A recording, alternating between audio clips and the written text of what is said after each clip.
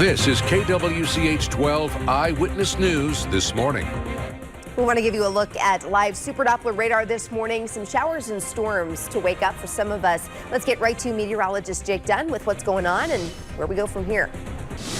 Today, we expect new COVID-19 numbers from the Sedgwick County Health Department. Recently, the numbers seem to be heading in the right direction. More people are recovering, and the percentage of positive test results is trending down.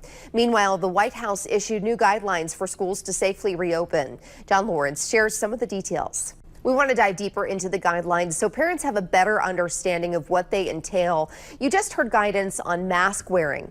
The other items on the list include ensuring all students, teachers, and staff understand the symptoms of COVID-19 and its risk factors, and requiring them to self-assess their health every morning. If they're symptomatic, they should talk with their doctor. The guidelines recommend frequent hand washing or sanitizing and making sure those stations are available throughout the school. Schools should also post hygiene instructions around the building. Districts must minimize large indoor group gatherings, instead holding them outside when possible. The White House also says classrooms must maintain proper ventilation by keeping windows and doors open and running fans. It also emphasizes the importance of maintaining social distance around high-risk individuals. School funding is another hot topic. The new question posed to the Education Secretary is how much money should the federal government allocate towards helping schools safely reopen? If you ask the Education Secretary and one of the country's largest teachers unions, you will get two very different answers. The president of the American Federation of Teachers says schools need $400 billion. When asked to give a number, Education Secretary Betsy DeVos reverted back to President Trump's estimate of $105 billion. The two sides are $300 billion apart.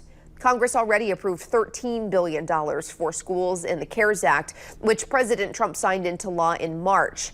DeVos says schools already have money to work with. I encourage those who are critical of what's happened thus far to actually utilize the money that's there and stop talking about not having anything. Start having solutions and start getting your kids back in the classroom. Right now, negotiations to provide more funding to schools during the pandemic that's stalled in Congress. If you have a student moving into the dorms at Pittsburgh State University this weekend, they will be tested for COVID-19. The Crawford County Health Department requested that students living on campus get tested. It'll take about 24 hours for the results to come back. Students who test positive will have to quarantine for 14 days and will be monitored by the university's health center. Wichita Public Schools will begin the new school year in less than a month, and we're already learning of a confirmed COVID-19 case at Curtis Middle School. The district confirmed a staff member tested positive, and COVID-19 protocol are being followed. The district also says it's notifying close contacts.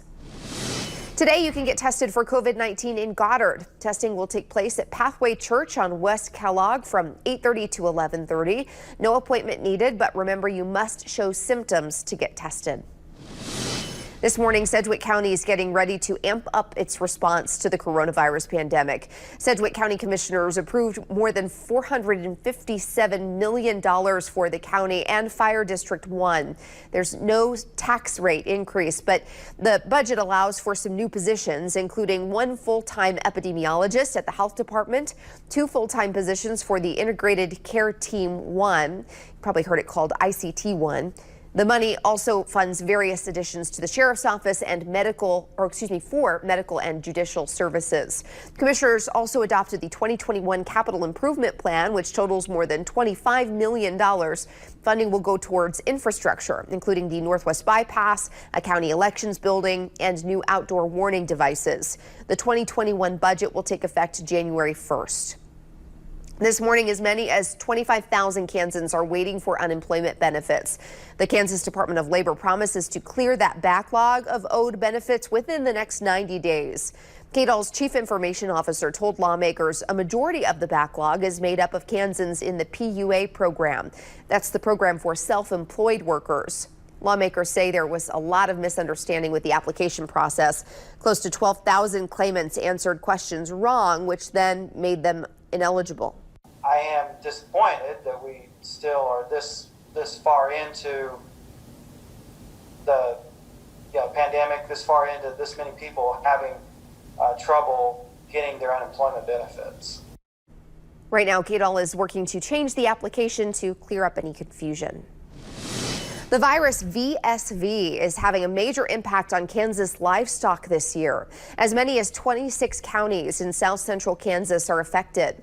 Veterinarians say vesicular stomatitis virus causes extreme discomfort in hooved animals like horses and cattle.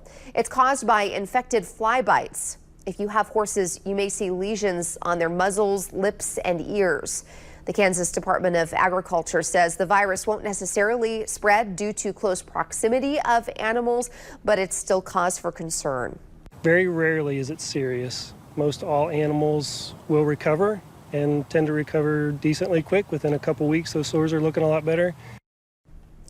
The Ag Department says flies that carry the disease lay their eggs near water, so it recommends insect management like removal of manure and fly traps and isolation of the animal if you notice VSV symptoms. Take a good look at your screen. Wichita police say these people could be linked to illegal activities at demonstrations.